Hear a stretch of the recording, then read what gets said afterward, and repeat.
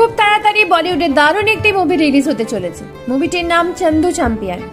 এখানে মূল চরিত্রে অভিনয় করতে দেখা যাবে কার্তিক আরিয়ানকে। এই মুভিটির ট্রেলার দেখেই বোঝা যাচ্ছে এই সিনেমার জন্য কার্তিক আরিয়ান দারুণ পরিশ্রম করেছেন। কার্তিক 1 বছরের জন্য সুগার খাওয়া ছেড়ে দিয়েছিলেন ওয়েট আরো কমানোর জন্য। এটা একটা biopic film.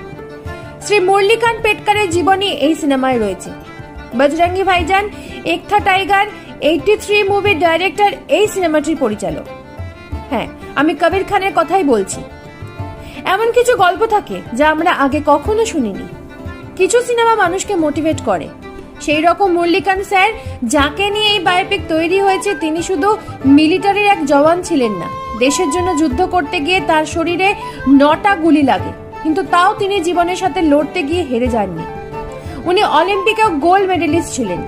Free style swimming a world record করেছিলেন।